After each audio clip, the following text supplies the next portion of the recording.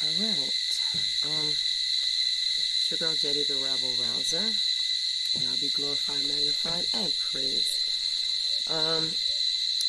So this is the first of, well, maybe not. Maybe I've read from these scriptures before, but I'm reading from what they call the lost and rejected scriptures. Okay, scriptures. And before we get started, I'm just going to give you a little treat. And I'm going to read to you all of the books that are in this collection. It's called the Encyclopedia of Lost and Rejected Scriptures, right?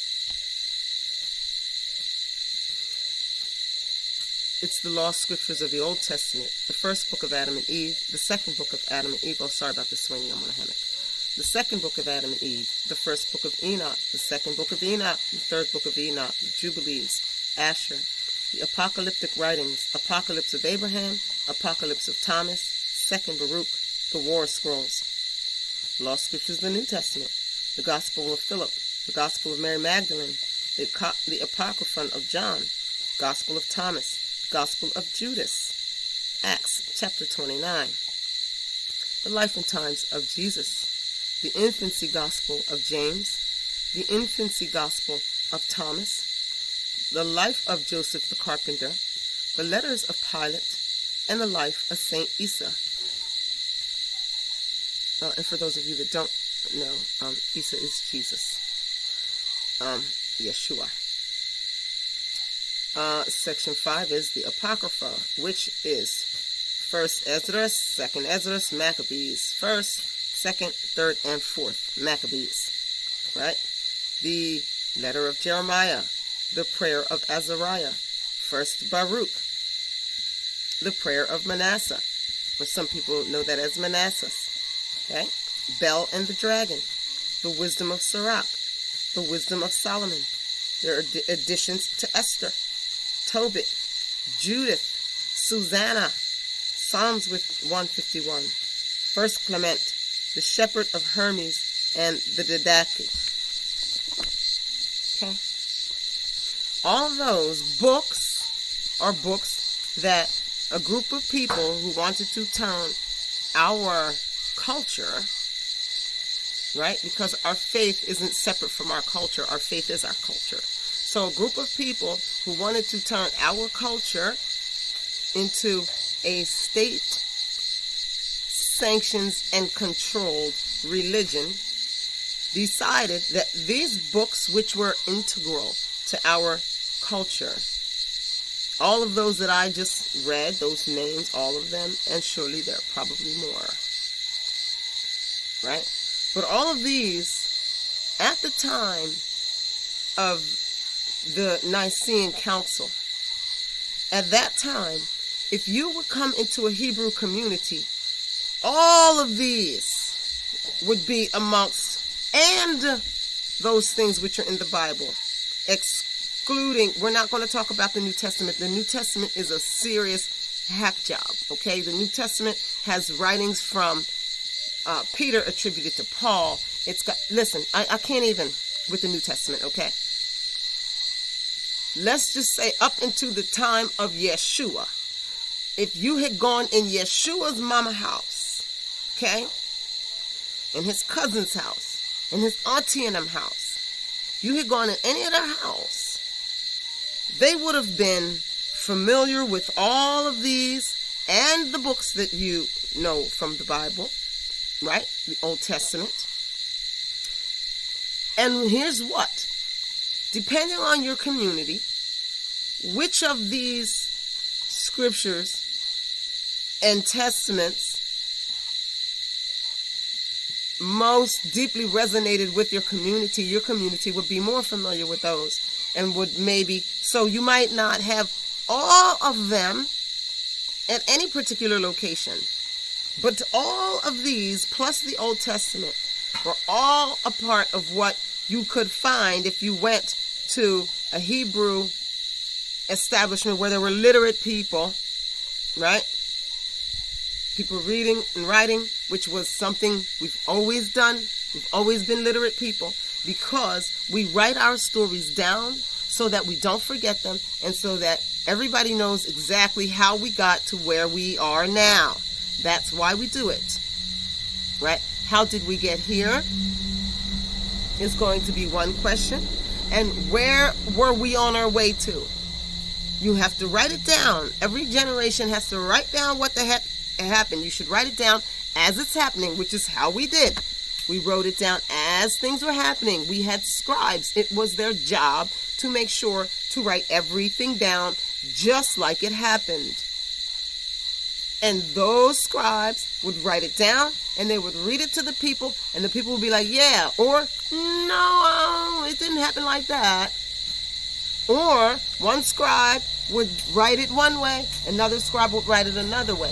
Maybe one scribe noticed that at the time the king spoke, he, wiped his brow. Another scribe who witnessed the same king's speech might say, as the king spoke, the queen reclined back on her chair. Both of those scribes are going to record the speech. They're going to, depending on their individual perspective in that moment, right? So now our people were intelligent then. So we knew that if we read one version of it and it said, and as the king spoke, he wiped his brow. And then another one says, and as the king spoke, the queen reclined back on her chair. Now we were not stupid to be like, oh, it must be a made-up story because one of them said as the king spoke this happened, and the other one said as the king spoke that happened. And so now we want to invalidate, and the stories don't line up. So who wrote the story? Well, which one of them was telling the truth? See, we were not fools then. So what we understood was the importance of an unbroken, truthfully told story from various perspectives. We understood that. That's why Yah says his word is established through 2 or 3 witnesses. Because it doesn't matter from what perspective you view a thing, if you view it with clear vision and clear sight in its entirety, you are still going to I am not going to see the backside of an elephant and think that it's not an elephant. And you're not going to see the front side of an elephant and think that it's not an elephant. The only way you and I can examine the elephant from different sides and come up with a different creature is if somehow we've been incapacitated, we've been blindfolded and forbidden the full view of the elephant. But if you only have one little view of the elephant, you can still find out it's an elephant if you listen to the person besides you. You're like, well, I don't know. You know the little thing about the elephant, right? One person holds the blindfold everybody and they let them each examine a different part of the elephant. They ask them, what's this before you? And one person's blindfolded and has the tail and they're like, it's a rope. You've handed me a rope. And the other person has the ear and they say, it's a leather of some sort. I don't know, a leather cape or something. I don't know. The other person holds the tusk and they say, oh, it's a really smooth stick. It's a nice smooth branch. Right? So, someone else holds the big brown belly and says, it's kind of like a blimp. Kind of rubberier, but like a blimp. Right? And if we understand that we're all examining the same thing, now we can take into consideration what the other person has observed from their perspective. And rather than argue with them, that how could you be such a fool and think that this here is a smooth stick? I'm holding it in my hand. It's a rope. Right? That would be foolish. If I say, wait a minute, if I'm on this side and it feels like a rope, and you're over there at the other end of it and it feels like a smooth stick, you feel a part that feels like a smooth stick, and this person feels a part that feels like a leather cape or something, and this person feels like they're tree trunks. It's got tree trunks, right? and this person feels like it's a rubbery blimp, maybe we could start now to put into context things we know exist that might have those different characteristics in different places. Right? Now it's like a little riddle. Right? What can feel like a rope on one end and a smooth stick on the other? Right? It's sort of like a rubbery blimp. It's got 4 trunk-like parts. Yeah, I forget what was the last one I said. I don't remember what the last one. Right? Now, we don't know a lot of creatures that could fit that description. It might take some work to get there. But we will eventually get to an elephant. And the more we practice that, right? The more you practice that, the better at it you get. The better at it you get. Right? So I just wanted to throw that out there. That's had nothing to do with the, not to say it's anything to do with the scripture I'm going to read, but I just wanted to put that out there for you guys. Right? I'm sorry, I'm like trying to live my best life here on a hammock with the thing and the laptop keeps sliding down to me. Sorry, y'all, give me a minute. Right? You're going to get better and better at that. And if you do it with others, they're going to get better and better at it. And other things are going to happen in that process. You're going to learn that your perspective isn't superior. You're going to learn that you can trust other people. In fact, you have to if you want to know what you're really dealing with. Right? Because if you pull the tail thinking you're going to pull a bunch of rope, you're going to have a problem. The elephant's probably going to kick you.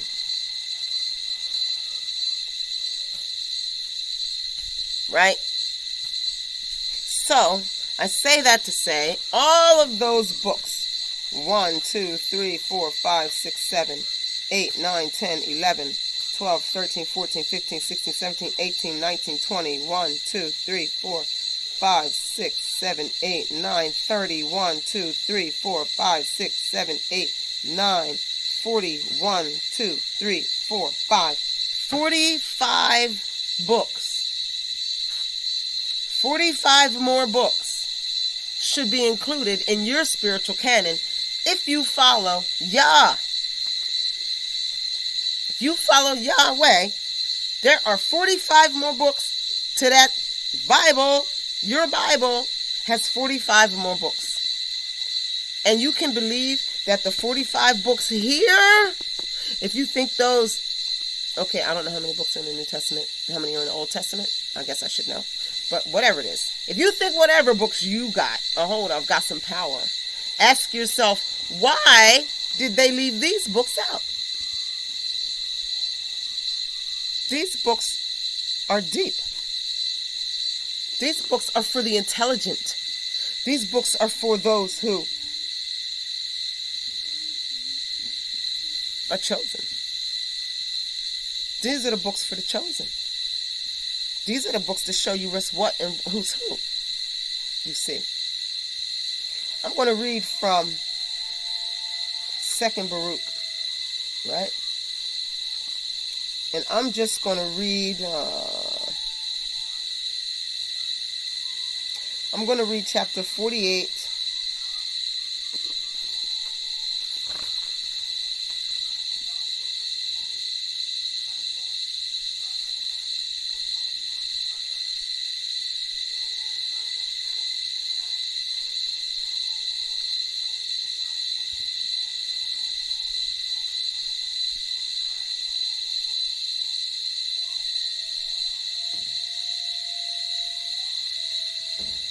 All right, I'm going to go, I'm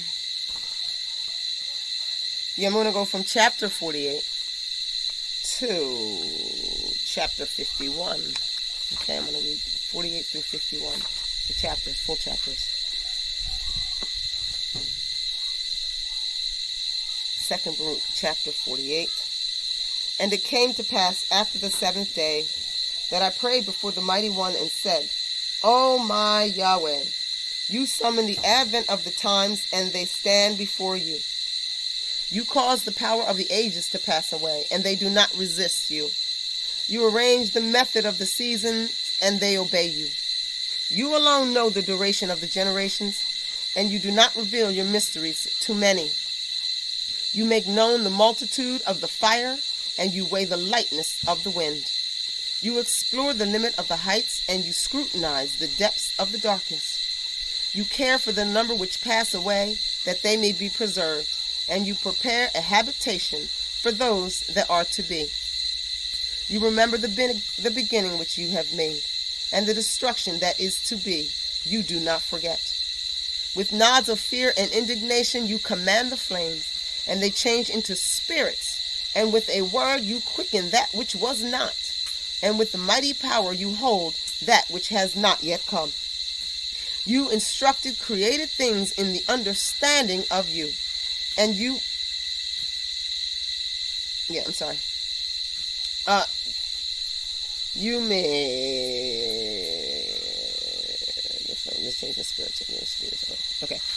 With nods of fear and indignation, you command the flames. Sorry about that, guys. And they change into spirits.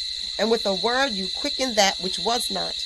And with the mighty power, you hold that which has not come yet. You instruct created things in the understanding of you, and you make wise the spheres so as to minister in their orders. That's for, later for that. Okay. Armies innumerable stand before you and minister in their orders quietly at your nod. Hear your servant and give ear to my petition. For a little time we are born, and in a little time do we return. But with you, hours are as time, and days as generations.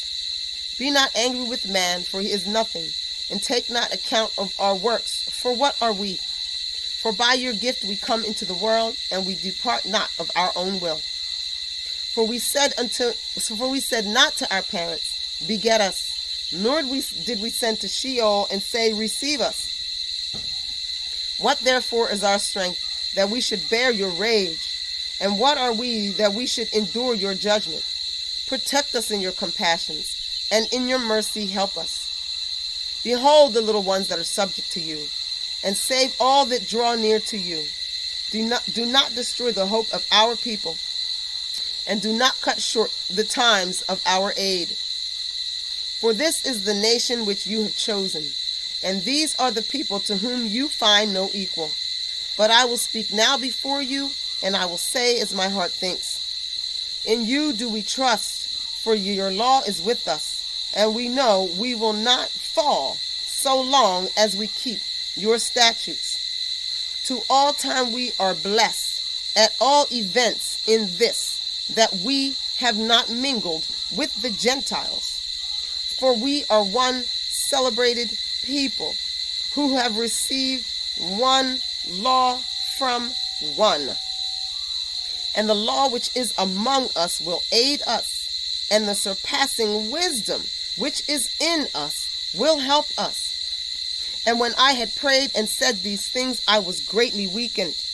And he answered and said to me, you have prayed simply, Baruch, and all your words have been heard.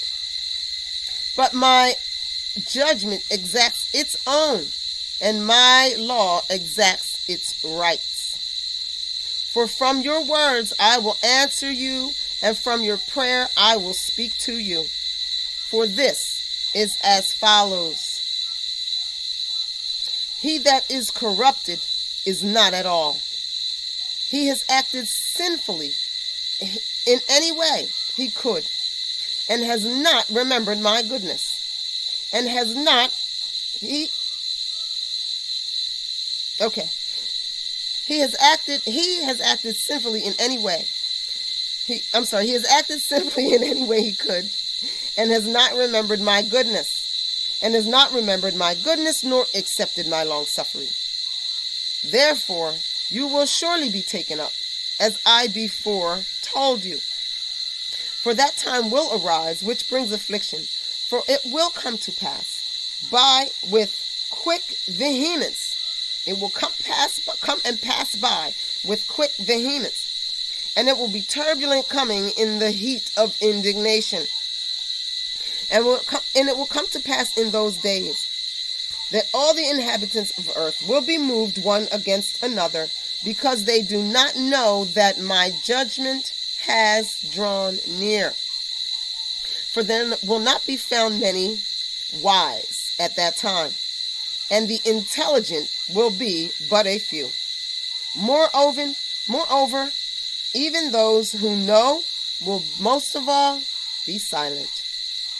And there will be many rumors and tidings, not just a few. And the actions and deeds of spirits will be manifest, and many promises will be recounted, some of them idle, and some of them will be confirmed. And honor will be turned into shame, and strength will be humiliated into contempt, and decency will be destroyed, and beauty will become ugliness. And so many will say at that time, and many will say to many at that time, where has the multitude of intelligence hidden itself? And to what place has the multitude of wisdom removed itself? And while they are thinking on these things, envy will arise in those who had not thought highly of themselves, and passion will seize him that is peaceful. And many will be stirred up in anger to injure many, and they will rouse up armies in order to shed blood. And in the end, they will perish together with them. And it will come to pass at the same time that a change of times will manifestly appear to every man, because in all those times they polluted themselves, and they practiced oppression, and walked every man in his own works, and remembered not the law of the Mighty One. Therefore, a fire will consume their thoughts, and in flame will the control of their thoughts be tested. For the judge will come and will not tarry, because each of the inhabitants of the earth knew when he was transgressing. But because of their pride, they did not know my law. But many will certainly weep over the living more than over the dead. And I answered and said, Adam, what have you done to all those who are born from you? And what will be said to the first Eve who hearkened unto the serpent? For all this multitude are going to corruption, nor is there any numbering of those whom the fire will devour. But again, I will speak in your presence. You, O Yahweh, my Elohim, know what is in your creature. Long ago you commanded the dust to produce Adam, and you know the number of those who are born from him, and how far they have sinned before you, who have existed and not confessed you as their creator. Their end will convict all of them, and your law which they have transgressed will reward them on your day. But now let us dismiss the wicked and inquire about the righteous, and I will recount their blessedness and not be silent in celebrating their glory, which is reserved for them. This transitory world in which you live has made you endure much labor in a short time. So in that world to which there is no end, you will receive great light.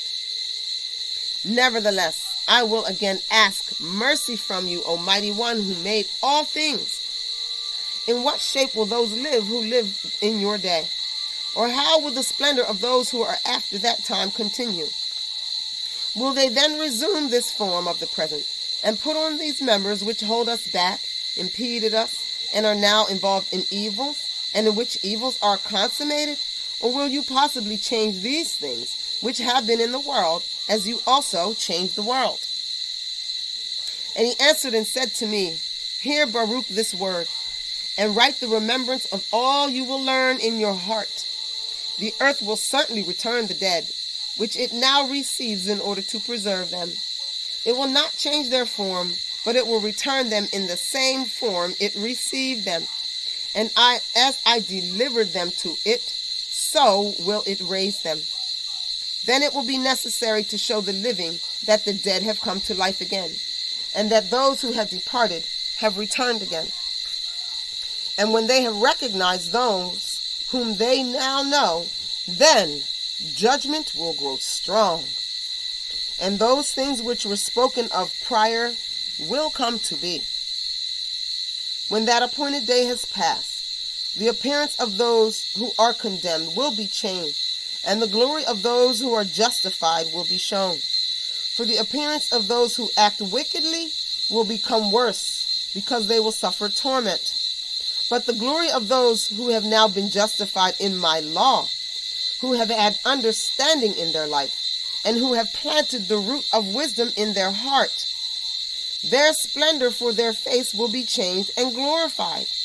Their face will be turned into the light of their beauty, that they may be able to take and receive the world which does not die, which is promised to them at that time. Those that rejected my law and stopped their ears that they might not hear wisdom or receive understanding will lament their actions, and over and above all things, when they see those they were exalted over, but who will be exalted and glorified more than they will both be transformed, the latter into the splendor of angels, and the former will waste away more as they wonder at the visions when they see the angelic forms. For they will first see the things, and afterwards depart to be tormented.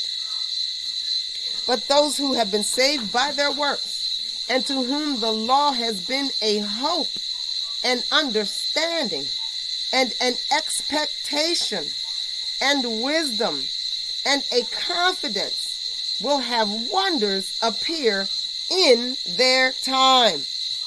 For they will behold the world which is now invisible to them, and they will behold the time which is now hidden from them.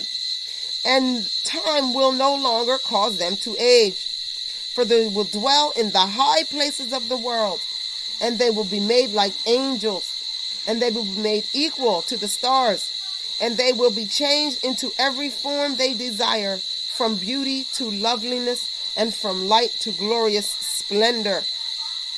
Before them the borders of paradise will be spread out, and the beauty and majesty of living creatures which are beneath the throne will be shown to them. They will see the armies of the angels who are held fast by my word, lest they should appear, and are held fast by a command, that they may stand in their places until the time of their appearance comes. There will be righteous excellence surpassing that of angels. For the first will receive the last. Those who have passed away will receive whom they were expecting. Those who had passed away and whom we had heard of, we should expect to see. For they have been delivered from the tribulation of this world and laid down to their burden of anguish. For what have men lost their life, and for what have those who were on earth exchanged their soul? They did not choose the time which is beyond the reach of anguish, but they chose that time whose results are full of lamentations and evils.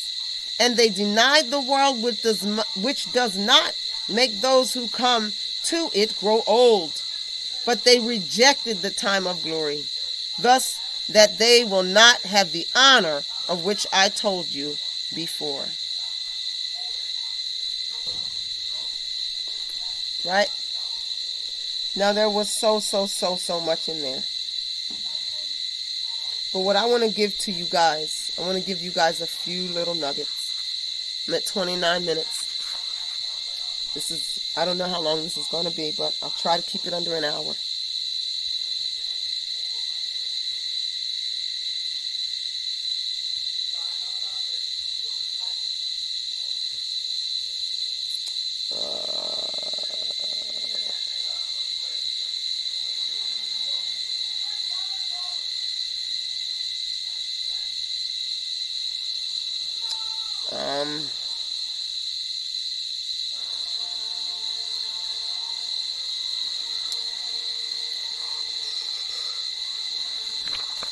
All right, there's so much in here, guys.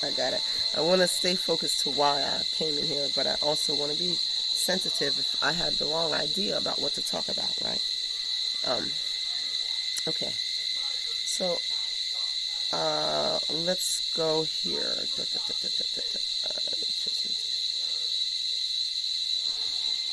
All right.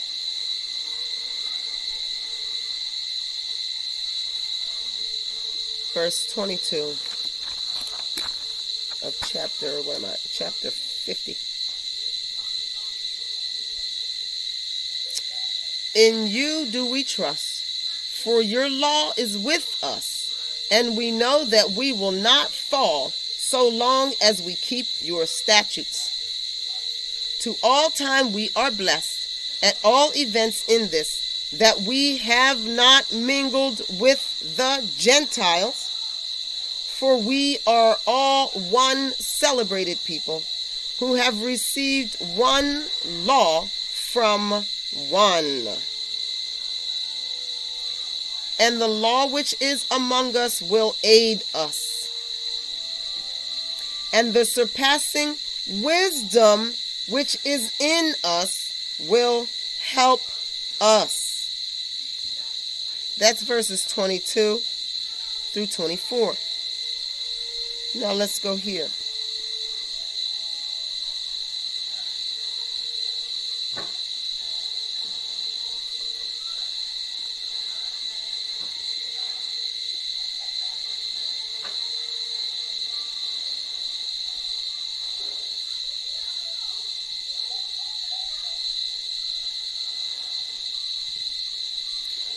Okay, so now we go to 34. For there will not be found many wise at that time. 33. And it will come to pass in those days that all the inhabitants of the earth will be moved one against another, because they do not know that my judgment has drawn near. For there will not be found many wise at that time, and the intelligent will be but a few. Moreover, even those who know will most of all be silent. This is a deep time, right? And y'all don't know where we're here. We're at the edge of it. Right? We're here. We're in it. We're in it. We're in it. Right?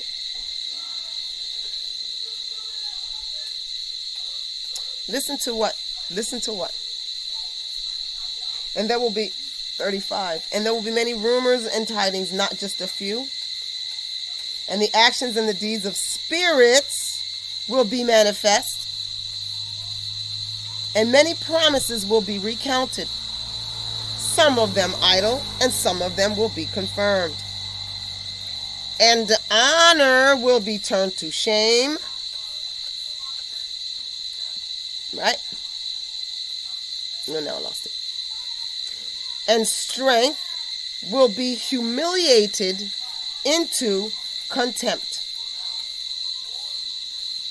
And decency will be destroyed. And beauty will become ugliness. Right? So, before I go on, what are we seeing, guys? What are we seeing? We are seeing that the called out, first of all, are actually called out. Right? The called out are called out. They have not mixed with the mingles. They're not mingling they haven't mixed with the mingles. They're not mingling with the Gentiles. They're not mixed up in that. There's two different things going on here. Right? Now here in the world, you got all this going on. Here's what we got going on in the world. We got all the inhabitants of the earth are moved against one another. Why? Why are they moved against one another? Because they do not know that Yah's judgment has drawn near. But we, Israel, we know. And so because we know the judgment's drawing near, we are applying the wisdom of the law that will line us up so that we do not face this judgment. But they don't know the judgment's near, so they think that they have forever to continue in this nonsense. Right? So they're out there fighting and stuff. Don't do it. Don't come getting this camera. Don't come moving this thing. No. Right? So there will not be found many wise at that time, and the intelligent will be but a few. Is that line talking about in Zion, Israel? Is that where we will have a bunch of people who are not wise and unintelligent amongst us? I think not, because it just said, where did it go? Guys, I need a, Zara, bring me a pen since you want to be involved. There you go. That'll give you a moment and people can see your arm, and there you go. Hand me a pen.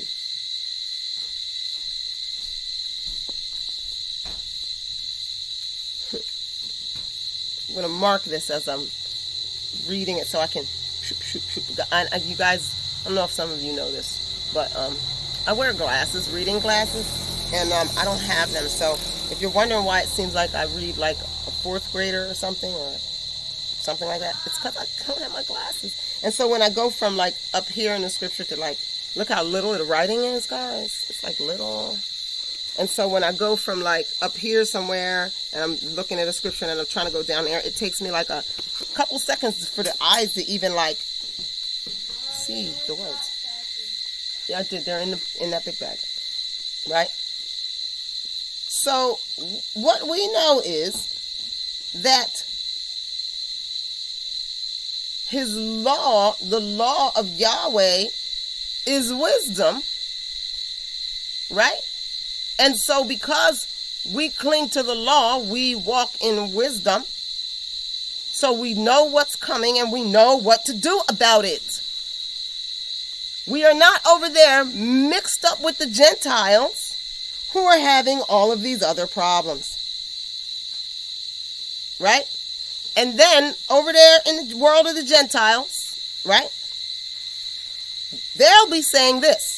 Where has the multitude of intelligence hidden itself? And to what place has the multitude of wisdom removed itself? Let's go back. Let's go back a little bit. Let's go back. For there will not... Yeah, any color. A Sharpie, any color. For there will not be found many... I need you not to do what you're doing, though. And you know what I'm saying? So don't. All right?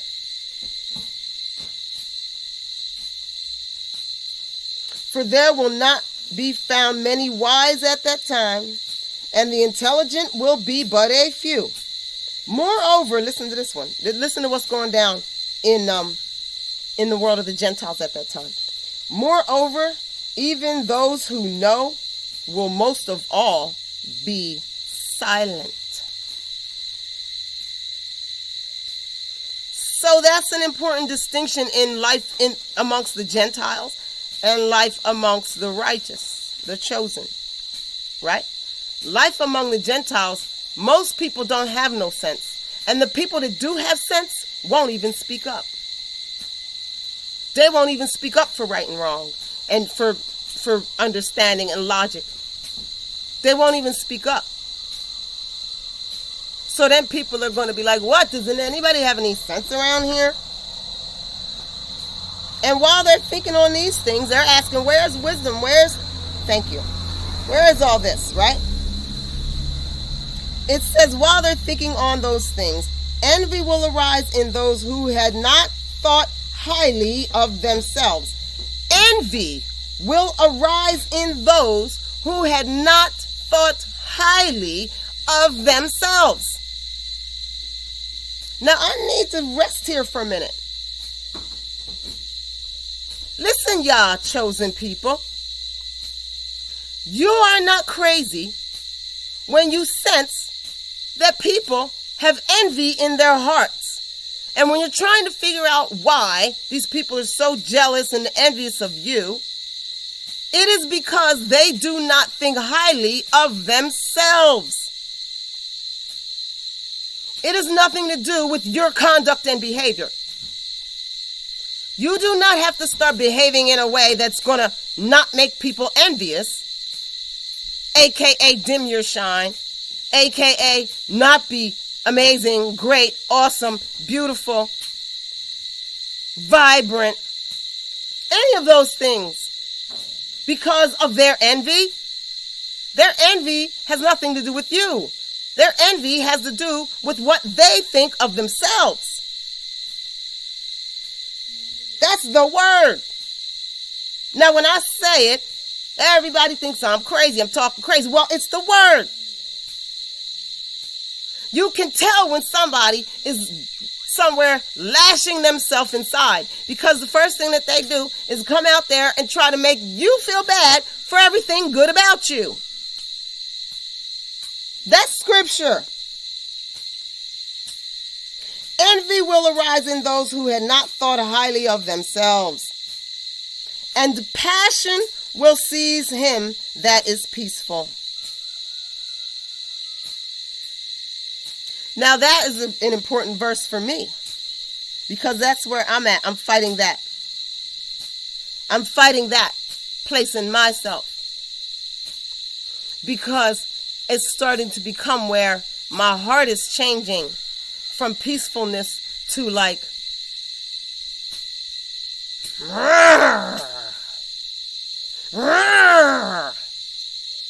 right? It's not supposed to become that way, right? If I allow myself to become corrupted, so that rather than seek peace, I seek to stoke the fire. If I allow myself to be corrupted, guess what will happen? Many will be stirred up in anger to injure many, and they will rouse up armies in order to shed blood. And in the end, they will perish together with them. This is why we have to come out, guys. This is why we can't be with them. Because if you are truly a peaceful person and you are in this environment, what's going to happen is the environment is going to poison you and turn your peacefulness into you're going to start raging out. You're going to start spazzing out. And because you now are spazzing out, now you want to kill MFers, right? That's the mode you're in, and you might kill them, and they're going to kill you, but you're going to die with them. You're going to perish with the wicked. You're not going to be over there in everlasting life with the righteous. So that's why I am fighting what I am fighting, right? Because there's a thin line between righteous indignation and the wrath of man. But that's a talk for another day. Right? Now,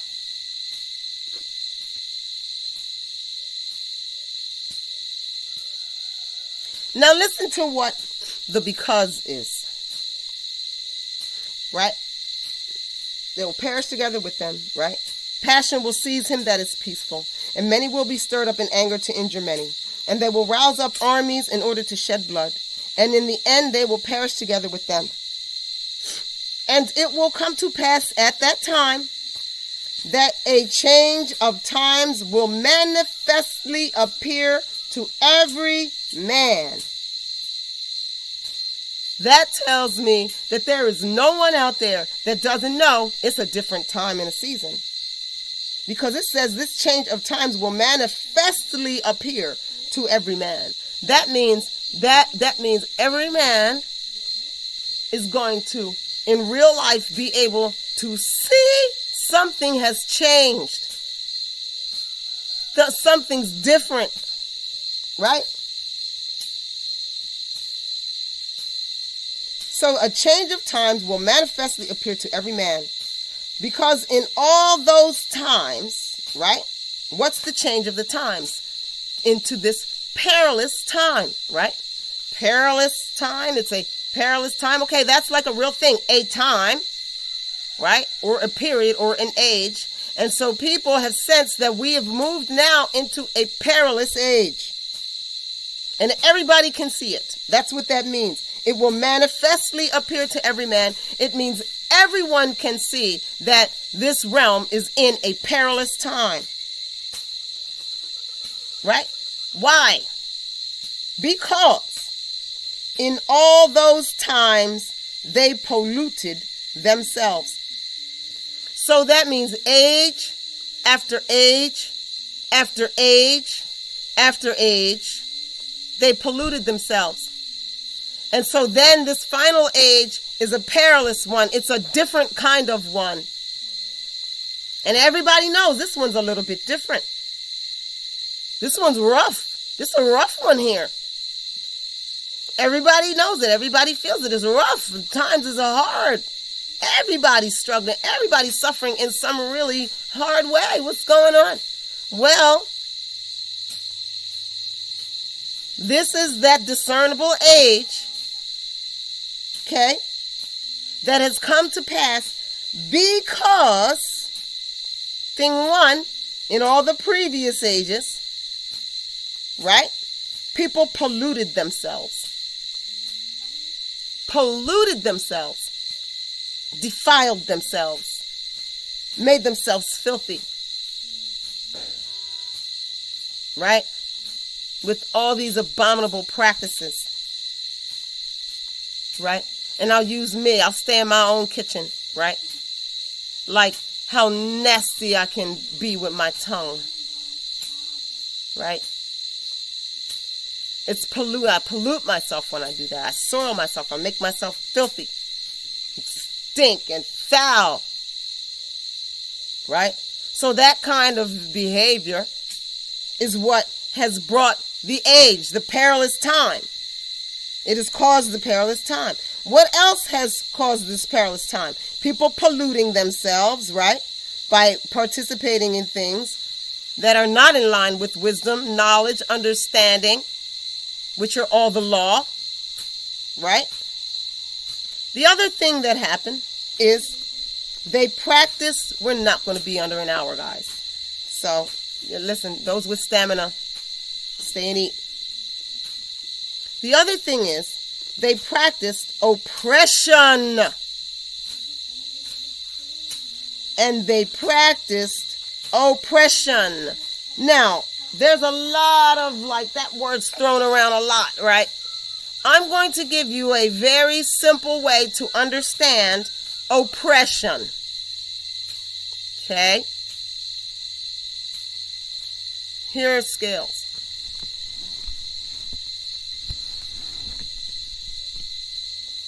Scales, right? Now, oppression is you mash down this one. You mash it down to force this one up. That's oppression. And this one's like this, and then you mash it more. So this one goes up. That's oppression, right? Socially speaking. So it's how the poor, it's the banks, right? How the banks already know poor people don't have any money. So what do? They make policies where you have to pay more the less money you have. Like you have to keep a balance, a minimum balance, or else it costs you money. So if you have less than $100, we're going to charge you $50 for having less than $100 in our bank. So now you thought you had $99.99, but actually you have $49.99 and we have $50. You're going to need to put another 50 and 1 penny in there fast, or tomorrow we're going to take another 50, and then you're going to be negative 1 penny. And if you don't find by the next day, the third day, if you don't find a way to get $100 and 1 penny, then you owe us another 50. That pushing down, right? That's oppression. Oppression is when someone is already vulnerable, you come and make things harder for them, or you you increase their vulnerability rather than make them more secure. Oppression is when someone falls, pushing them down. Or pushing someone down, and when they try to get up, pushing them back down. Or when they're down and they're trying to get up, you kick their bag over, or you shake the bag over. These things are oppression, right? Or oppression is silencing the laughter of children. Oppression.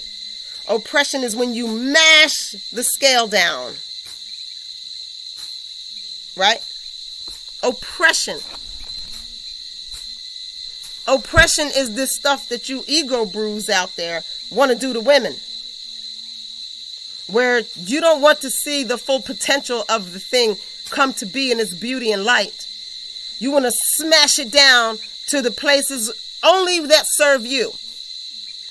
The only parts that matter of a woman are the parts that serve you in a particular way that you think you want to be served. And so all the other aspects of that woman now, you smash, they don't matter, they're irrelevant, they're bad, you're not a woman, you're a man, and all this other stuff.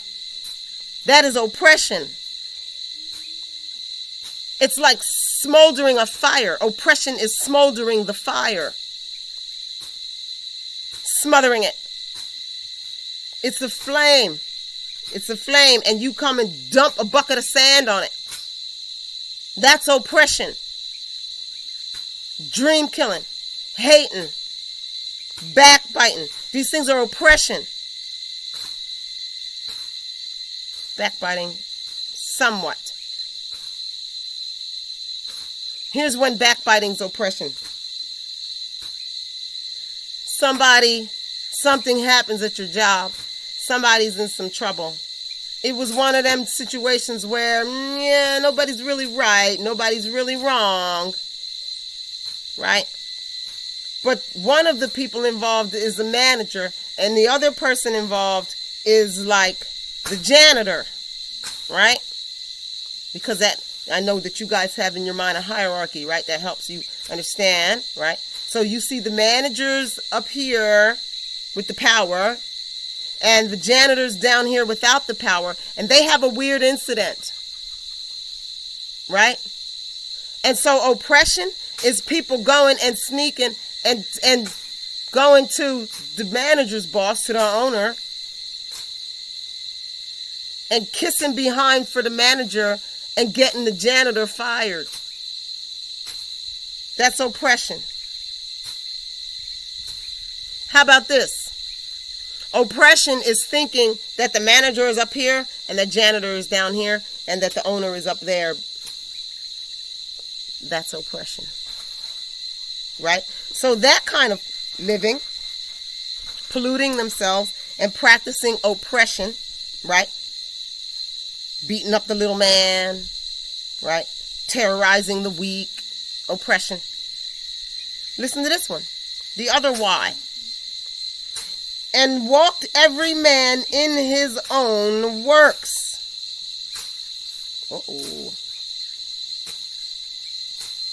Walked every man in his own works. What does you think that means? That means people running around talking about, I did this myself. Right? They think that whatever it is they did, first of all, they think they did it. They attribute every great thing that they ever touched to no one but themselves. And they believe that their actions define other people's value and worth. So it's like this. All right? I'll give it to you like this.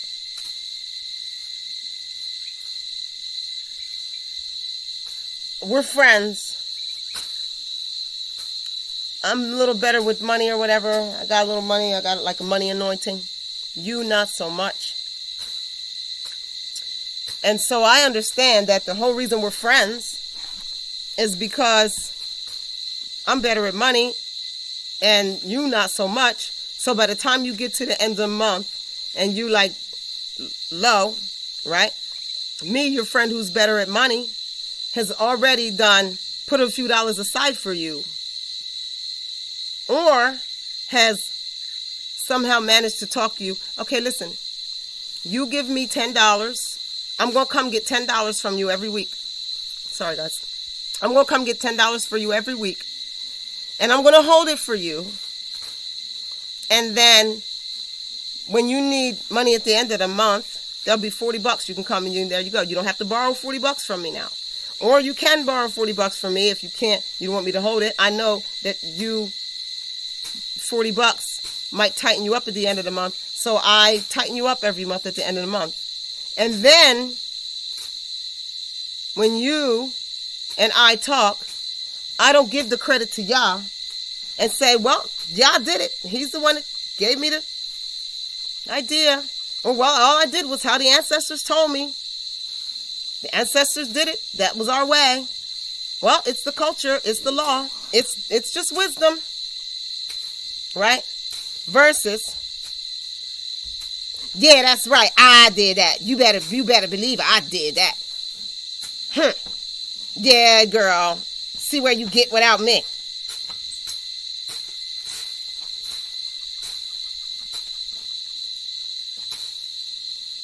Like, that's you walking in your own works. You think you did something. Yah did that. Yah answered her prayer. You think you, by your fortitude and blah, blah, blah, became the first black XYZ. You did it yourself. You get up there, first black so-and-so, and it don't never come out your mouth that, first of all, your creator did it. Listen, y'all, all I did was follow the path that the creator has set out for me. Listen, y'all, my parents taught me some things, and I applied them. Listen, y'all, the way I got here was by listening to people who knew what they was talking about. That don't never come out your mouth when you have your little speech. Your whole speech is about how you did this, you did that, you.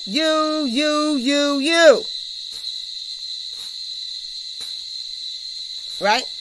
That's walking in your own works. So that, not acknowledging the truth of how enormous you just can't even number the circumstances that all have to occur in order for you to do anything that you do today. Like I am sitting here on this hammock, right? I can look around me and there are a bazillion things that happened when I was doing something else in order for me to sit on this hammock. Yes, I had some stuff I had to do to get here, and I can clue you in on those things. But if I don't never clue you in on the part where it's like, yeah, so mostly for the most part, you don't do it. Yah does it. For the most part, you just walk in on a setup situation. If we don't ever have that talk, I'm walking in my own works. Even just to say, I did this and that because Yah told me. That is righteousness and wisdom.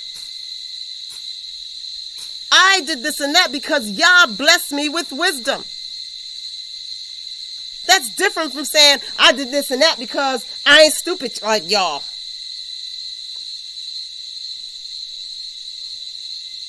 Right? Walking in their own works. And lastly, which sums them all up, is they remembered not the law of the mighty one. They remembered not the law of the mighty one. Now, what's interesting about that line is that it tells us that the law at one point is in every person. Because how could they forget that which they never knew? So the law is in you. And you either remember it and build on it, or you forget it and throw it away. Right? Right? So let's go over that again. And it will come to pass at the same time that a change of times will manifestly appear to every man, because in all those times they polluted themselves, and they practiced oppression, and walked every man in his own works, and remembered not the law of the mighty one.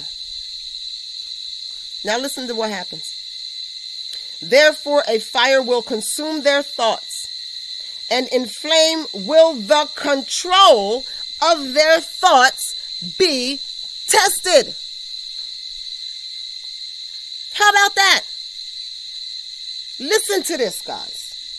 For the judge will come and will not tarry, because each of the inhabitants of the earth knew when he was transgressing. But because of their pride, they did not know my law. I want to read it again. Therefore a fire will consume their thoughts, and in flame will the control of their thoughts be tested. For the judge will come and will not tarry, because each of the inhabitants of the earth knew when he was transgressing. But because of their pride, they did not know my law. So what that means is, you people who are out here, and what you do is when you get a clue that you done messed up, you've transgressed. Now, here's what. What are you going to do with that? You're going to reason and keep reasoning to justify your mess up? Or are you going to renew your mind, apply wisdom, logic, understanding, law, truth, righteousness, and now you, having control of your thoughts, are going to change your thinking from the thinking that you had before you messed up to the thinking that will prevent you from messing up the next time. So Yah is testing the thoughts. He's testing. And when you say, yeah, I messed up, but, and now you go through the list of why it was valid, that is the control of your thoughts being tested. Because if you don't say, yeah, I messed up, I need to get myself together. How can I get myself together? Who in here knows how I can get myself together? Anybody got any suggestions? I'm taking all suggestions on getting myself together. Who here has wisdom, knowledge, understanding, insight, speaks in truth and wisdom? Who here has it? Speak up. Man, woman, child, dog. Speak up. If that's not what you do when you transgress, if you say, yeah, I messed up, but they. Yeah, I messed up, but you. Yeah, I messed up, but whatever. My parents never bought me a bike when I was little. So if that's what you do when you get to the I messed up, know that this is what's happening to you. The control of your thoughts is being tested. Yah says you know when you're transgressing. So you guys out here begging these people, and this is for me too, I'm preaching to myself, begging and begging people and going round and round in circles. Round and round in circles with people. Round and round and round and round and round and round with these people. But that's not wisdom. And you explain it. But this is the truth. Wait, ask someone else if I'm making this up. This is how this works. This doesn't work like how you think. And you go round and round and round. And you keep telling yourself, well, they just don't know any better. The devil is a lie. They know better. They know better. They know better. The word says, but why?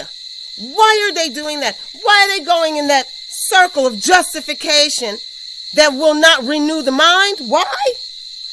because of their pride. They'd rather be right than righteous.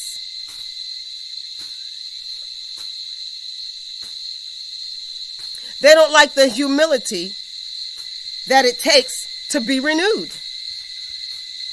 They don't like it. They won't do it. Their pride won't allow them.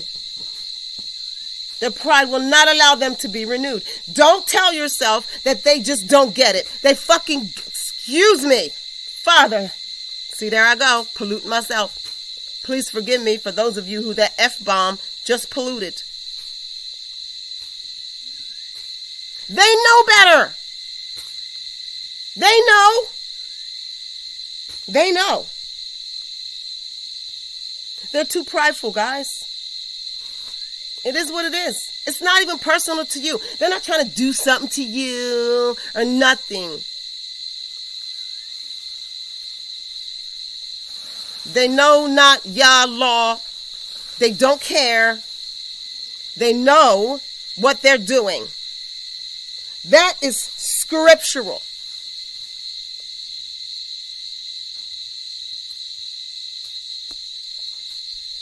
That's scriptural. Now listen. Let's go over here.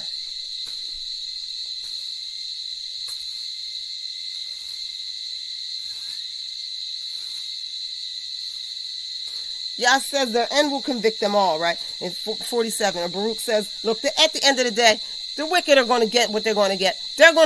Listen, we don't even have to worry about that. That's why the peaceful should not become so passionate. Because why? Why should I get so upset? Why should I be out here about to have a heart attack, screaming and hollering and cussing, when all I got to do is sit back and look, it'll prove itself. It will prove itself. You're going to prove yourself.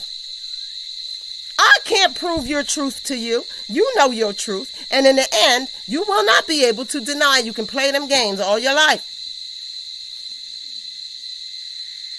It will prove itself. So Baruch says, all right, we know the wicked. We know that their end is going to reveal it all. Let's talk about the righteous. So he's talking about the righteous. Right?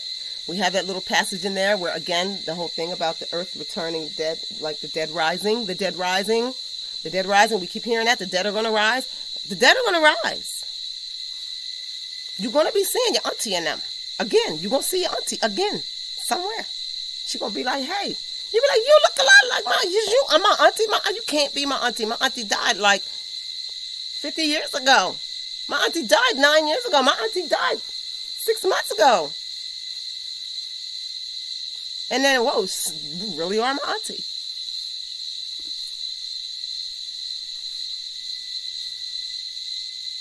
And they won't come back all weird and unrecognizable. They'll come back, you're going to be like, really, I just can't even, like, this is my auntie. She done came back from the dead. Okay? So that's in there, right? A little side note. I just thought I'd mention that because I know that is in other scriptures. I know that's in the Bible, and that people contend with whether or not it actually means that the dead will come back. Listen, I don't care how you understand that. If you think of it in terms of reincarnation, like how my sister lost a daughter and then her son had a baby, who is that daughter? I am going to call her Nene. The baby is Nene. Now, whether you see that as the dead rising or you see that the graves will open up and the dead will literally, bodies rise. It doesn't matter how you understand it. Listen to me. You're going to know when it's happening because you're going to be looking your cousin who had died when y'all was kids in the face. One way or another, it's going to happen and you're going to be like, holy smack. This is what that verse is talking about. But that's not what we're here to talk about. Right? That's, as my girl Dr. Mumby says, stories for other days. Right? Now let's just read chapter 50. I'm not going to read it in its entirety because we're already an hour in. All right.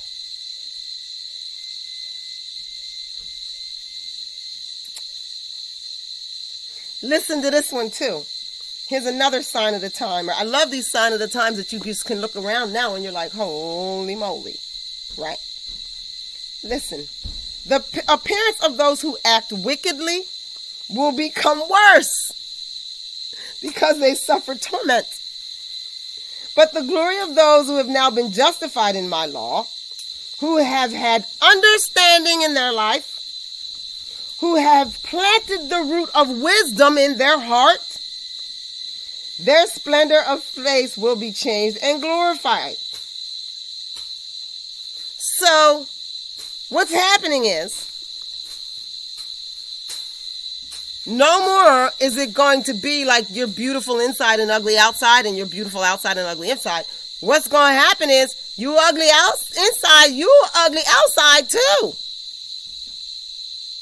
The beauty, shining glory and beauty and light is going to be radiating off of the righteous. And the unrighteous are going to be fugly,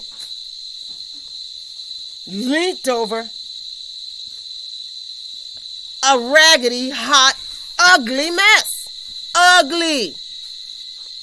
Their wickedness is literally going to turn their faces ugly and they're going to start aging. They're going to get old fast and they're going to be ugly.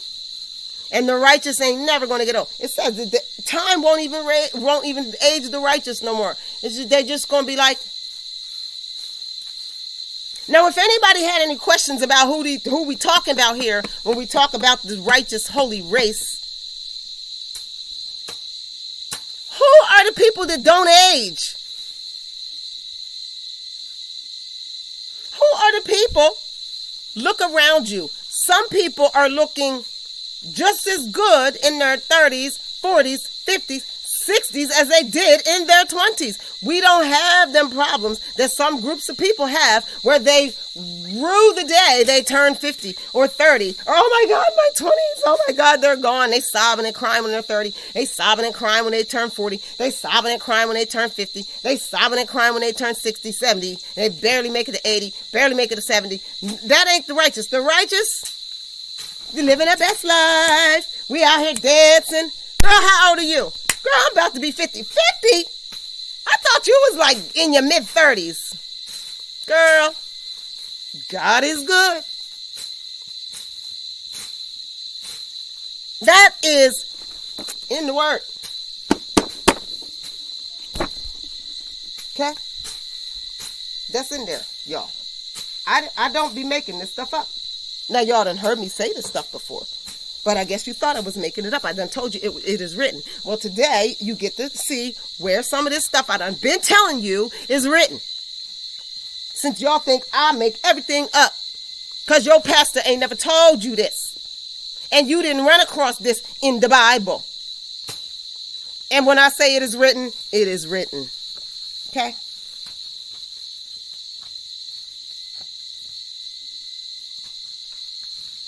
Listen. We're talking about the splendor of the face of the righteous, right? Being changed and glorified to get more and more beautiful, ageless. Their face will be turned into the light of their beauty, that they may be able to take and receive the world which does not die, which is promised to them at that time. So, take on your immortality.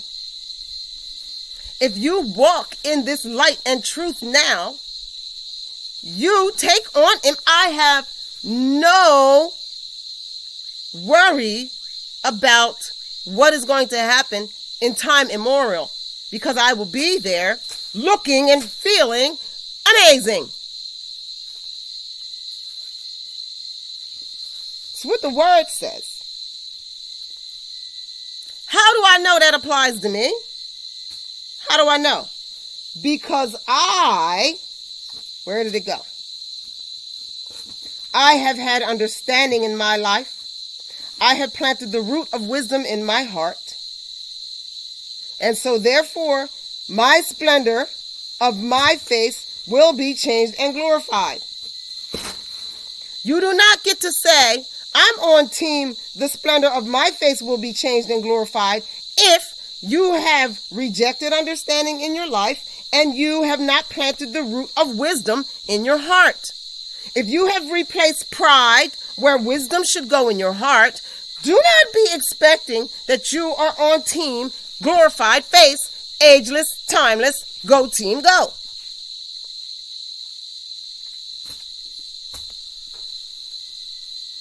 It's written, y'all. It's written. Okay, here we go. Where's the next one? It's so funny because I think about, like, my peoples came from the States and they were like, yo, I ain't trying to be mean, but white people look bad. They look rough. It is written. It is written. Okay? Now, those that rejected my law and stopped their ears, that they might not hear wisdom or receive understanding, will lament their actions over and above all things. Now,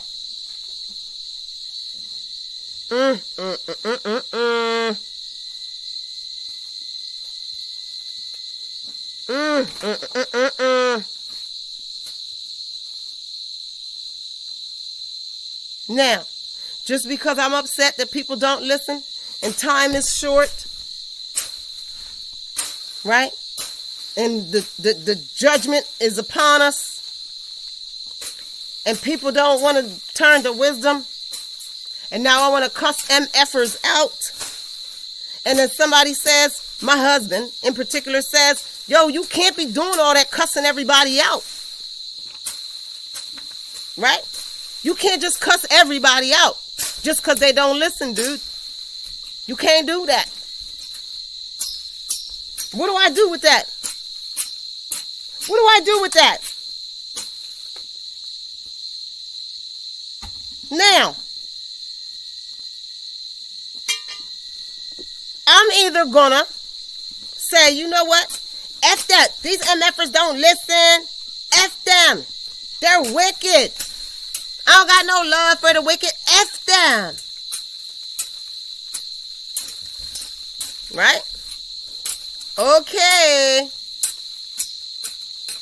I will not be on Team Glorified Face.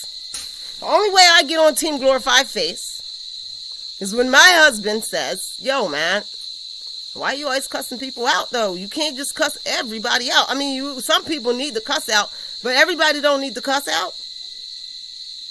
What are you doing? You cussing out the kids and stuff? You can't be cussing out the kids. And then if I say, F them kids, they don't listen. They don't respond to nothing else. They don't do nothing when I talk nice. Right? Okay. Team, your teeth gonna fall out next year, and you're gonna start going bald and stuff. And like, listen. He says you can't be cussing everybody out all the time, and then I say, okay, you know what? You're right. You're right. Probably should not cuss out the kids. Probably should not cuss you out. Right? And I probably should pray and ask y'all, is this a situation where this person needs to cuss out? And then y'all would be like, let them have it. Or, close your mouth. Now, if I am not willing, even though I feel like cussing this person out, to stop, apply law, wisdom, understanding. If I'm not willing to stop in that moment and say to myself, okay, yes, we do want the children to learn to wash the dishes, but if we call them trifling little monsters every time it's time to wash the dishes, they're definitely not going to value washing dishes, and they are definitely not going to value themselves. And so while it seems like that would motivate them to wash the dishes, it's not wisdom because it's counterproductive. It's actually oppressive because you are mashing down the person that's in the vulnerable position. You're stomping out their fire so that they don't know that they're just regular kids who have to be told 5,000 times what to do, which is why kids have parents. No, we want them to feel like they're the worst, nastiest, most trifling kids that ever walked the earth because we're tired of telling them to pick up their whatever. Okay. Because of how we feel. We don't feel appreciated as a mother. Look, pick your struggle, babe. I choose the struggle that it is to take control of my thoughts. I choose the struggle that it is to make my emotions subject to wisdom. That is not, well, in truth, it's not that hard once you decide to do it because all you have to do is turn to the light and, there you are, right? But in those moments, because I am a very prideful person, in those moments, that is a major freaking struggle for your girl. Okay? Major. I choose that struggle. I choose that struggle. Everybody, you got all pick your struggle. Now, if you pick the struggle of these next folks, those that rejected my law, right? And stop their ears that they might not hear wisdom or receive understanding, right? Well, Jetty, you know, you're actually destroying the kid's self-esteem, and people with low self-esteem actually grow up to keep a worse house. So if you want them to be better housekeepers, you should probably speak more life into them and less death, because the death makes them not care about themselves. When you say mean things about them, it makes them not care about themselves. And so, of course, they don't care about the house or you and how you feel about the house. If you want them to care about you and how you feel about the house, why not make cleaning fun? Now, my pride doesn't want to make cleaning fun. I want to make cleaning harsh because I can't believe they made me have to make them clean again. Look, guys. And I say, yeah, I hear all that. That's interesting. Yeah, you know, I can understand that. That makes sense. But I'm tired of these MFing kids. Okay, that is where we're back in there. The control of the thought being tested. Okay? And now you're either going to be renewed or you are going to reject Yah law and stop your ear so that you don't hear wisdom. In fact, the next thing is you're going to stop talking to those people. If you can't make those people stop sharing wisdom, you're going to stop talking to them. You won't want anything to do with wise people. You're going to hate them. They know too much. They think they're better than me. You're going to have all that stuff going on. You're going to make sure that wisdom don't come nowhere near you. Guess what? Of all the things that are going to sorrow you most in your torment, those of you who choose to reject Yah law, refuse wisdom, you are going to regret your actions above all things. Like, of all the torments out there, like, this is what it means, what that line means, right? That they will lament their actions over and above all things. What that means is, no matter how bad your situation is, and it's going to be bad, your situation is going to be bad, right? Because y'all already showed us what it's going to be like out there. People are out there after each other. So you're going to suffer all these bad, terrible, horrible things because that's the fruit of folly. But all the things you suffer, you done got cancer, you done lost a child, right? The house done burned down, you done wrecked the car, the dog ran away, Your husband done cheated. He done ran away with your cousin who ain't never liked you. All this is going on. When you lay there at night, Yah is going to revisit you with your actions. And you're going to remember that time that your cousin tried to tell you that your husband was very unhappy in the marriage. You're going to be thinking about the time and when you just was like, girl, whatever, and you cut her off. You're going to be thinking, you're not even going to be thinking about the pain of your bone cancer. You're going to be laying there with bone cancer wishing you hadn't cut your cousin off.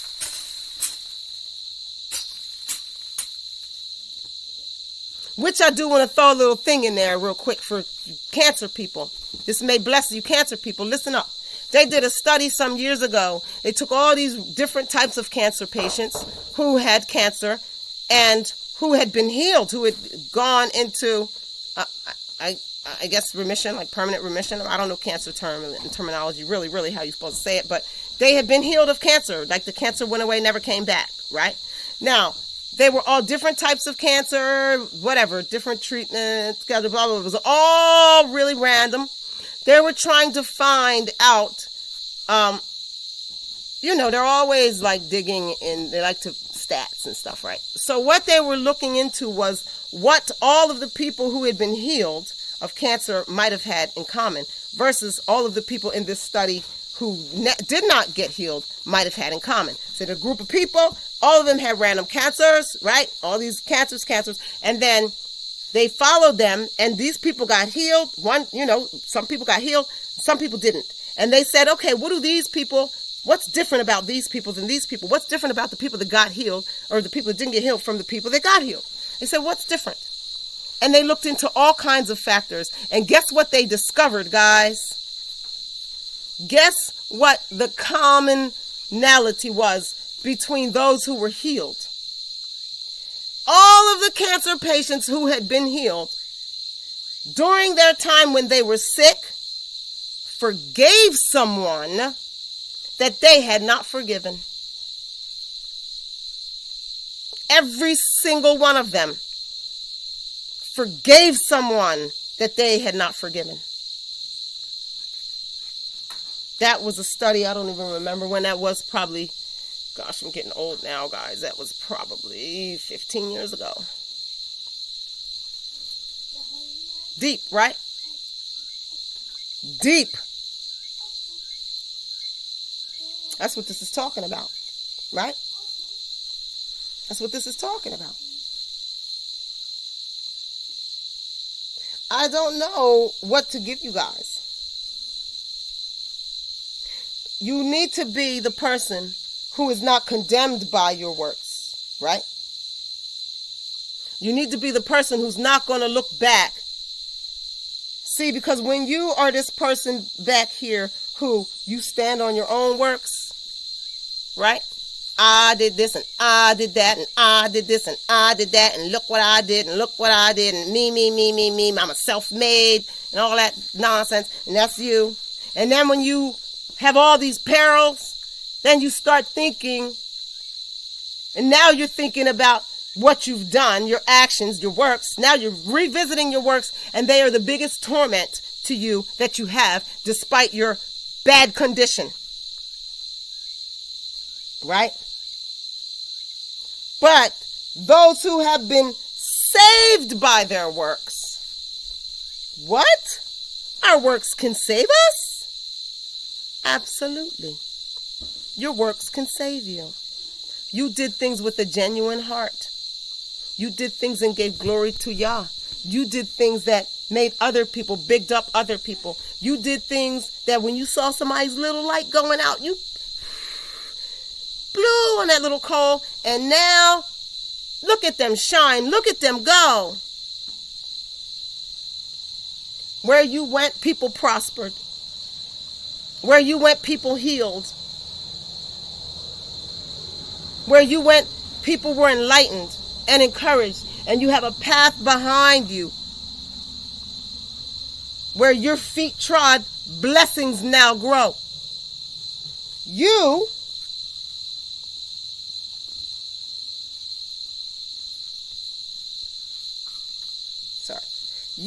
are saved by your works. Listen, but those who have been saved by their works, and to whom the law has been a hope and understanding, the law has been a hope and understanding. What does that mean? What does that mean when the law is a hope? Here's what it means, guys. It means that you look forward to nothing more than a world wherein the law is executed perfectly. That's your goal, your dream, your goal, your mission, your hope is a world where the law operates fully functioning. Fully functioning. That's your hope, that we will all just live in the law. And guess what? That's the Eden state. That's prior to even the written law. That's the Eden state. That's the Eden state, guys. Right? But to those who have been saved by their works, and to whom the law has been a hope and understanding. The law is understanding? How is the law understanding? Well, here's how. I am doing something. Someone comes and says, that is destructive in this way. That is death producing. This would be a life-giving way to do it. Yah law says we're not to produce death, right? In this way that you're producing death. And so what you could do is you could produce life. And so now that I understand I should produce life, now that I understand that the law is that we should be fruitful and multiply and literally produce life and spiritually produce life, now that that person clues me in on that what I'm doing is producing death, now because I take the law of life into my heart, now my mind, poof, now I have great ideas how to do what I was trying to do differently in ways that are supportive of life. The law is my understanding. You see that? But if I come to you and I say that's death producing, and you argue with me for 6 weeks that you don't care if it's death producing or that's a matter of opinion and you want to do all of that, fine. That's not taking wisdom into your heart. That's not the law being your hope and understanding. That is you having pride that will not allow you to control your thoughts. And so you picked a side.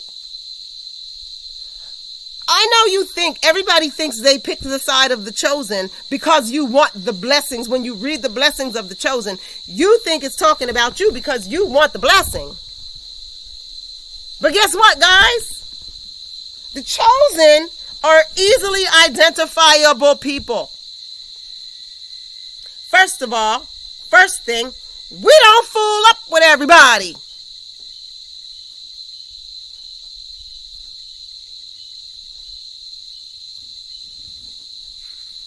And second of all, you will find us in circles of accountability where we will go to our friends and be like, okay, listen, am I tripping? Susie done offended me. Susie said this and this, and then I said that, and then Susie did this little move like this, and am I tripping?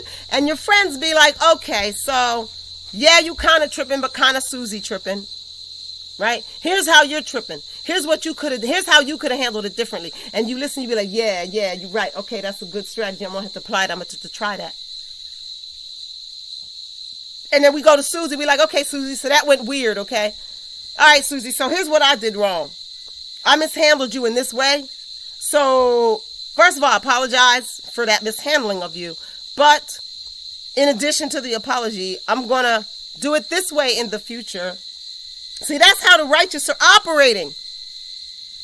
We're already operating like this. This isn't something yet to come. This is now in this perilous time. Now we're in little selves right now. But we're finding each other. And when you guys come, I'm team righteous. And you slap your pride in the way of understanding. See, now we know you're not team righteous. Now you got to go. You can't be with us. You can't sit with us. You can't build with us. No.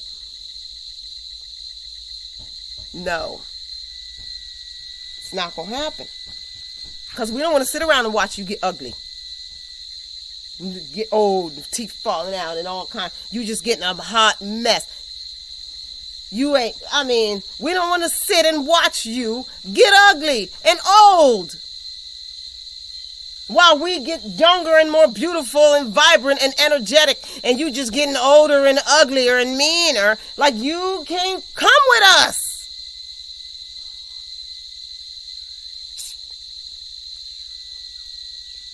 But to those who have been saved by their works, and to whom the law has been a hope and understanding and an expectation.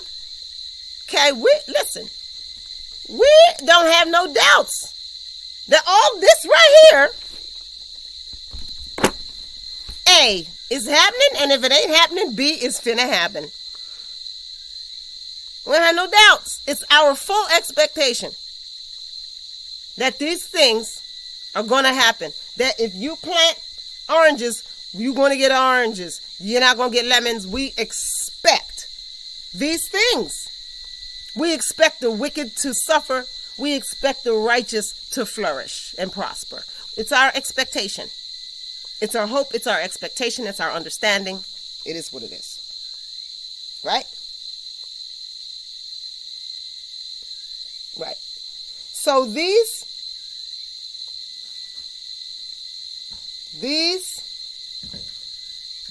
will, it's an expectation and wisdom. The law is our wisdom, and we went over that, right?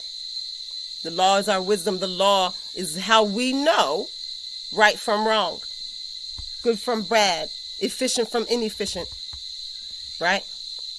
Kind from cruel. Because things aren't cut and dry, right? Sometimes it's kind to withhold your blade. Sometimes it's cruel to withhold your blade. Right? The law and wisdom will tell us. Right? But listen to those guys. Listen to what happens for those of us who have been saved by our works, to whom the law is a hope and understanding and an expectation and wisdom and a confidence. Woo, baby, that one there. That's the one that got me. That one there is the one that said, I got to go live with this. Well, I'm not live because you guys are going to get this late. But that one there is the one that I said, you know what? The people need this. Because I'm going to tell you how you can know the righteous from anybody else one another way. The law is our confidence. You can't tell us nothing. Because we know if we do what it says, we're going to get a certain outcome, and so are you, good or bad. It's our confidence. So we know if we did something with a loving, pure heart, we already know the outcome is a blessing. Even if it gets us fired, even if it gets us divorced, even if it gets our kids to leave us, we ain't tripping. It's not to say those things might not sadness and this and that, but listen, them emotions ain't gonna take stronghold. Everybody gonna finna be depressed. Tell me I can't live without you. This and that. No, baby. I'm gonna be all right. You're gonna be all right. You lost the job, you lost the kids, you lost the husband, you lost the dog, you lost the house, you lost the car. Oh, baby, but you didn't lose your faith and confidence because you still cling to the law and you still have wisdom. So what you know is all of that got wiped away for the upgrade, baby. All of that got wiped away for the upgrade. It's our confidence. That's why you can't threaten people like me with stupid stuff like, well, I just won't come around no more. Okay. Why? Because I wouldn't allow you to talk to your kids ugly in front of me? You think I'm teaching your kids disrespect because I said to you that it is very inappropriate for you to treat them kids that way? So now you don't want to be around me and you think I'm going to suffer because you and your kids ain't going to come around. But here's what I know. I'm finna get some real good naps this week without you and your kids around. It's our confidence.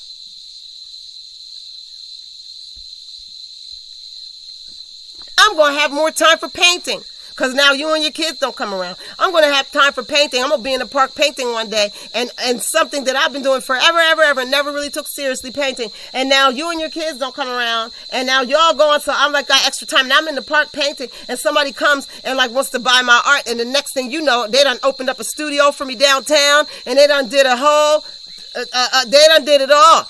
They done hung the art, they done photograph the art that I made, prints that I put it online. Next thing you know, I'm the hottest artist in town because you and your kids can't be around me because I'm teaching your kids disrespect. Okay. Then guess what'll happen? If your kids are wise, your kids will end up at my art school.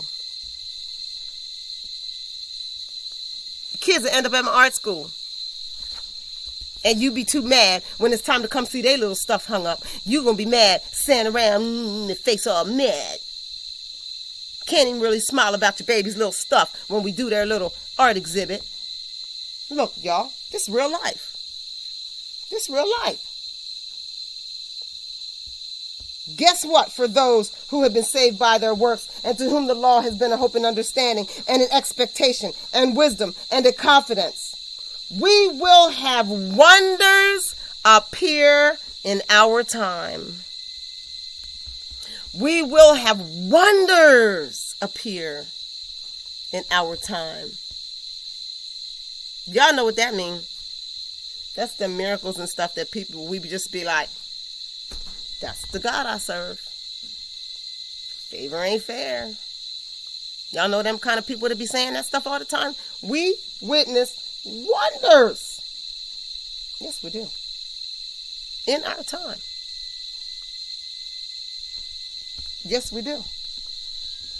We watch somebody do something dirty and we go mind our business and we say, ooh, they did it. Ooh, Lord, should I retaliate? He be like, I ain't got time for that.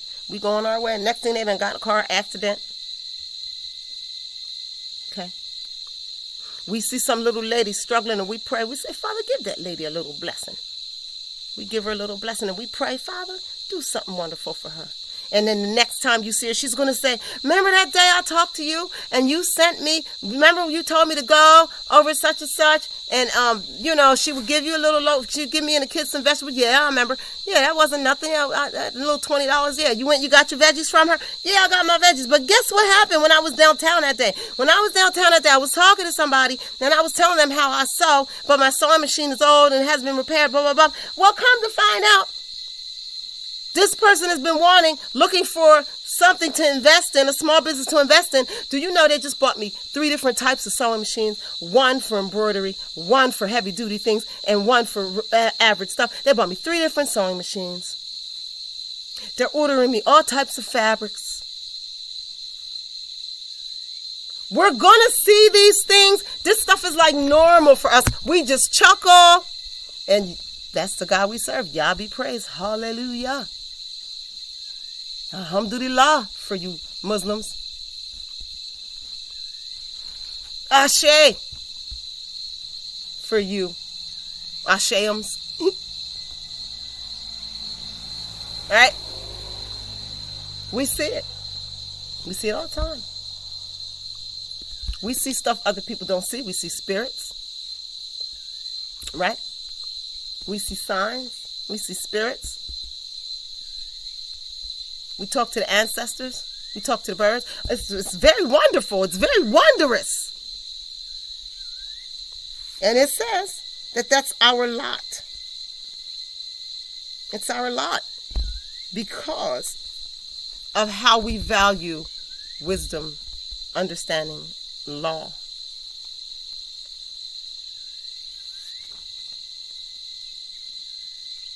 Tells us we'll dwell in the high places of the world. Now, so many times in Scripture, when there is perilous times, Yah tells us to get to the hills. That's significant. Right? We're to be in the hills, separated away from these people. Separated out and away. Right?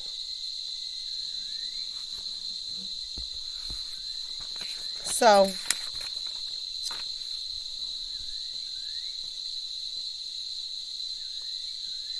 I'm going to read the last two verses. For what have men lost their life? And for what have those who were on the earth For what have men lost their life? And for what have those who were on the earth exchanged their soul? They did not choose the time which is beyond the reach of anguish, but they chose that time whose results are full of lamentations and evils. And they denied the world which does not make those who come to it grow old. But they rejected the time of glory. Thus they will not have the honor of which I told you before. Make your soul ready for what is reserved for you, and prepare your souls for the reward which is stored up for you. That's in chapter 52 and verse 6. So listen, you know who you are in the story. Y'all heard it. Y'all heard exactly the verse. I didn't make nothing up. It is written as it's written. Now, you better get to examining that heart of yours and them works and them actions, because this thing's not a game.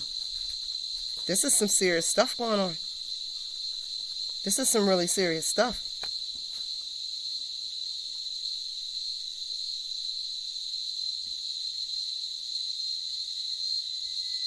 So, 2 hours almost. I hope that that blessed somebody, fed somebody, something like that. Yeah. Shalom. Y'all be magnified. It's your girl Jetty, the Rabble Rouser.